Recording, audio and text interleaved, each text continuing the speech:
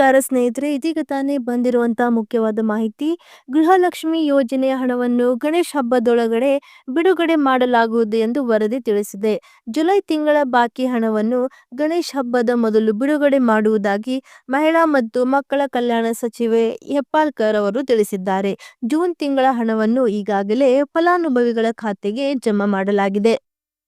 ನಿಮಗೂ ಕೂಡ ಜೂನ್ ತಿಂಗಳ ಹಣ ಖಾತೆಗೆ ಜಮಾ ಆಗಿದೆಯೋ ಇಲ್ಲವೋ ಅನ್ನೋದನ್ನ ನಮಗೆ ಕಮೆಂಟ್ ಮೂಲಕ ತಿಳಿಸಿ ಸ್ನೇಹಿತರೆ. ಒಂದು ವೇಳೆ ನಿಮಗೆ ಜೂನ್ ತಿಂಗಳದ ಹಣ ಜಮಾ ಆಗಿಲ್ಲವೆಂದರೆ ಸರ್ಕಾರ ಜೂನ್ ಹಾಗೂ ಜುಲೈ 2 ತಿಂಗಳದ ಒಟ್ಟು 4,000 ರೂಪಾಯಿ ಗೌರಿ ಹಬ್ಬದ ಒಳಗೆ ನಿಮ್ಮ ಖಾತೆಗೆ ಜಮಾ ಮಾಡಲಾಗುತ್ತದೆ ಸ್ನೇಹಿತರೆ.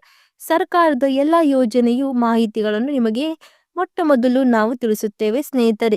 ನೀವು ಇನ್ನುವರೆಗೂ ನಮ್ಮ ಚಾನಲ್ಗೆ ಸಬ್ಸ್ಕ್ರೈಬ್ ಮಾಡಿಲ್ಲವೆಂದರೆ ಈಗಲೇ ನಮ್ಮ ಚಾನಲ್ಗೆ ಸಬ್ಸ್ಕ್ರೈಬ್ ಮಾಡಿ, ಹಾಗೆಯೇ ಪಕ್ಕದಲ್ಲಿರುವ ಬೆಲ್ ಐಕನ್ ಕ್ಲಿಕ್ ಮಾಡಿ. ರಾಜ್ಯದ ಎಲ್ಲ ಮುಖ್ಯ ಮಾಹಿತಿಗಳು ನಿಮಗೆ ಸಿಗುತ್ತವೆ. ವಿಡಿಯೋನ ಲೈಕ್ ಮಾಡಿ, ಹಾಗೆಯೇ ವಿಡಿಯೋನ ಪೂರ್ತಿಯಾಗಿ ನೋಡಿ. ಮತ್ತೊಂದೆಡೆಯಲ್ಲಿ ರಾಜ್ಯದ ಕೆಎಸ್ಆರ್ಟಿಸಿ ನೌಕರರಿಗೆ ಗುಡ್ ನ್ಯೂಸ್. ಹೌದು, ಬೆಂಗಳೂರಿನಲ್ಲಿ ಕೆಎಸ್ಆರ್ಟಿಸಿ ನೌಕರರ ಮರಣ ಪರಿಹಾರದ ಮೊತ್ತ 14 ಲಕ್ಷ ರೂಪಾಯಿಗೆ ಹೆಚ್ಚಿಸಿ ಸರ್ಕಾರ ಆದೇಶ ಹೊರಡಿಸಿದೆ. ಹೌದು, ಅಪಘಾತ ಹೊರತುಪಡಿಸಿ ಇತರೆ ಯಾವುದೇ ಕಾರಣಗಳಿಂದ ಮೃತಪಟ್ಟ ಪ್ರಕರಣಗಳಲ್ಲಿ ನೀಡಲಾಗುತ್ತಿರುವ ಪರಿಹಾರ ಮೊತ್ತವನ್ನು 10 ಲಕ್ಷದಿಂದ 14 ಲಕ್ಷಕ್ಕೆ ಹೆಚ್ಚಿಸಿದೆ ಸ್ನೇಹಿತರೆ. ಇನ್ನು ಜಿಲ್ಲೆಯಲ್ಲಿ 5,594 ಹೆಕ್ಟೇರ್ ಬೆಳೆ ಹಾನಿ. ಹೌದು ಸ್ನೇಹಿತರೆ, ವಿಜಯಪುರ ಜಿಲ್ಲೆಯಲ್ಲಿ ಮಳೆಯಿಂದ ಪ್ರಾಥಮಿಕ ವರದಿಯಂತೆ 5,032 ಹೆಕ್ಟೇರ್ ಕೃಷಿ ಬೆಳೆ ಹಾಗೂ 227 ಹೆಕ್ಟೇರ್ ತೋಟಗಾರಿಕೆ ಬೆಳೆ ಹಾನಿಯಾಗಿದೆ ಎಂದು ಜಿಲ್ಲಾಧಿಕಾರಿ ಡಾಕ್ಟರ್ ಆನಂದ್ ಕೆ ತಿಳಿಸಿದ್ದಾರೆ. ಬೆಳೆ ಹಾನಿ ಜಂಟಿ ಸಮೀಕ್ಷಾ ತಂಡವನ್ನು ರಚಿಸಿ ಶೇಕಡಾ 80ರಷ್ಟು ಸಮೀಕ್ಷೆ ಕೈಗೊಂಡಿದ್ದು, ಕೂಡಲೇ ಸಮೀಕ್ಷೆ ಕಾರ್ಯ ಪೂರ್ಣಗೊಳಿಸಿ ಅಂತಿಮ ವರದಿಯನ್ನು ಸರ್ಕಾರಕ್ಕೆ ಸಲ್ಲಿಸಿ ಪರಿಹಾರ ವಿತರಿಸಲು ಕ್ರಮ ವಹಿಸಲಾಗುವುದು ಎಂದು ಹೇಳಿದ್ದಾರೆ. ಈಗ 147 ಹೆಕ್ಟೇರ್ ತೋಟಗಾರಿಕೆ ಬೆಳೆ ಹಾನಿಗೆ ಸಂಬಂಧಿಸಿದಂತೆ 218 ಫಲಾನುಭವಿಗಳಿಗೆ 12 ಲಕ್ಷ ಪರಿಹಾರವನ್ನು ವಿತರಿಸಲಾಗಿದೆ ಎಂದು ಅವರು ತಿಳಿಸಿದ್ದಾರೆ. ಮತ್ತೊಂದೆಡೆಯಲ್ಲಿ ರಾಜ್ಯದ ಈ ಜಿಲ್ಲೆಗಳಿಗೆ ಶಾಲಾ ಕಾಲೇಜ್ ರಜೆ ಘೋಷಣೆ. ಹೌದು ಸ್ನೇಹಿತರೆ, ಭಾರೀ ಮಳೆ ಬುಧವಾರದವರೆಗೂ ಮುಂದುವರೆದಿದೆ.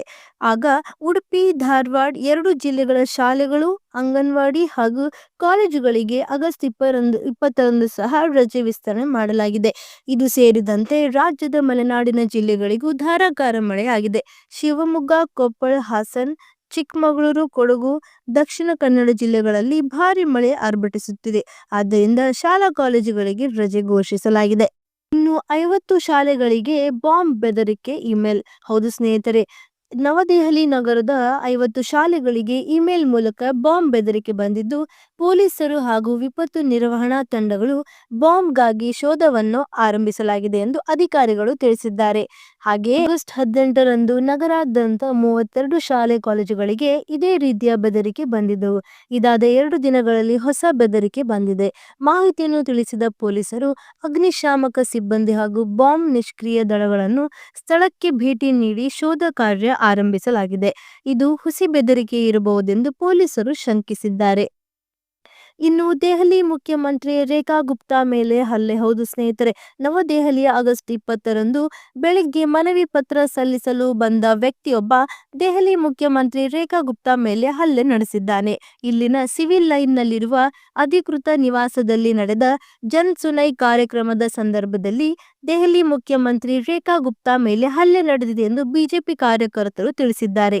ಈ ವ್ಯಕ್ತಿಯನ್ನು ಬಂಧಿಸಲಾಗಿದೆ ಮತ್ತು ಹೆಚ್ಚಿನ ತನಿಖೆ ನಡೆಯುತ್ತಿದೆ ಎಂದು ಹಿರಿಯ ಪೊಲೀಸ್ ಅಧಿಕಾರಿಯೊಬ್ಬರು ತಿಳಿಸಿದ್ದಾರೆ. 2023 ಮತ್ತು 24 ಸಾಲಿನಲ್ಲಿ ರಾಜ್ಯ ಸರ್ಕಾರ ಮಾಡಿರುವ ಸಾಲದ ವಿವರ ಇಲ್ಲಿದೆ, ಬನ್ನಿ ನೋಡೋಣ ಸ್ನೇಹಿತರೆ. ಗೃಹಲಕ್ಷ್ಮಿಗೆ 16,964 ಕೋಟಿ ರೂಪಾಯಿ ಸಾಲವಾಗಿದೆ. ಜೊತೆಗೆ ಗೃಹ ಜ್ಯೋತಿಗೆ 8,900 ಕೋಟಿ ರೂಪಾಯಿ, ಹಾಗೆ ಅನ್ನಭಾಗ್ಯಕ್ಕೆ 7,384 ಕೋಟಿ ರೂಪಾಯಿ ಸಾಲ ಮಾಡಲಾಗಿದೆ. ಹಾಗೆ ಶಕ್ತಿ ಯೋಜನೆಗೆ 3,200 ಕೋಟಿ ರೂಪಾಯಿ ಸಾಲ ಮಾಡಲಾಗಿದೆ. ಹಾಗೆ ಯುವ ನಿಧಿಗೆ 88 ಕೋಟಿ ರೂಪಾಯಿ ಸಾಲವನ್ನು ಮಾಡಲಾಗಿದೆ ಸ್ನೇಹಿತರೆ. ಪಂಚ್ ಗ್ಯಾರಂಟಿಗಳಿಗಾಗಿ ಕಳೆದ ವರ್ಷದ ಸಾಲಿನಲ್ಲಿ ಸರ್ಕಾರದಿಂದ ಹೆಚ್ಚುವರಿ ಸಾಲ ಮಾಡಲಾಗಿದೆ. ರಾಜ್ಯ ಸರ್ಕಾರದ ಎಲ್ಲ ಯೋಜನೆಗಳ ಅಪ್ಡೇಟ್ ಮೊಟ್ಟ ಮೊದಲು ನಿಮಗೆ ಬರುತ್ತದೆ ಸ್ನೇಹಿತರೆ. ಇನ್ನುವರೆಗೂ ನೀವು ನಮ್ಮ ಚಾನೆಲ್ಗೆ ಸಬ್ಸ್ಕ್ರೈಬ್ ಮಾಡಿಲ್ಲವೆಂದರೆ ಈಗಲೇ ನಮ್ಮ ಚಾನೆಲ್ಗೆ ಸಬ್ಸ್ಕ್ರೈಬ್ ಮಾಡಿ, ಹಾಗೆಯೇ ಪಕ್ಕದಲ್ಲಿರುವ ಬೆಲ್ ಐಕನ್ ಕ್ಲಿಕ್ ಮಾಡಿ. ವಿಡಿಯೋನ ಲೈಕ್ ಮಾಡಿ, ಹಾಗೆಯೇ ವಿಡಿಯೋನ ಪೂರ್ತಿಯಾಗಿ ನೋಡಿ ಸ್ನೇಹಿತರೆ. ಇನ್ನು ಕೊನೆಯದಾಗಿ ಸರ್ಕಾರಿ ಯೋಜನೆಗಳಲ್ಲಿ ಉಚಿತ ತರಬೇತಿ ಜೊತೆ ಸಿಗಲಿದೆ 8,000 ಸ್ಟೈಫನ್. ಹೌದು ಸ್ನೇಹಿತರೆ, ಭಾರತ ಸರ್ಕಾರದ ಯೋಜನೆಗಳಲ್ಲಿ ಪ್ರಧಾನ ಮಂತ್ರಿ ಕೌಶಲ್ ವಿಕಾಸ್ ಯೋಜನೆ ಕೂಡ ಒಂದು.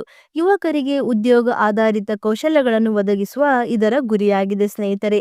ನಿರುದ್ಯೋಗಿ ಯುವಕರಿಗೆ ವಿವಿಧ ಕ್ಷೇತ್ರಗಳಲ್ಲಿ ಅಗತ್ಯ ತರಬೇತಿ ನೀಡುವ ಮೂಲಕ ಅವರನ್ನು ಸ್ವಾವಲಂಬಿಗಳನ್ನಾಗಿ ಮಾಡುವುದು ಇದರ ಪ್ರಮುಖ ಗುರಿಯಾಗಿದೆ.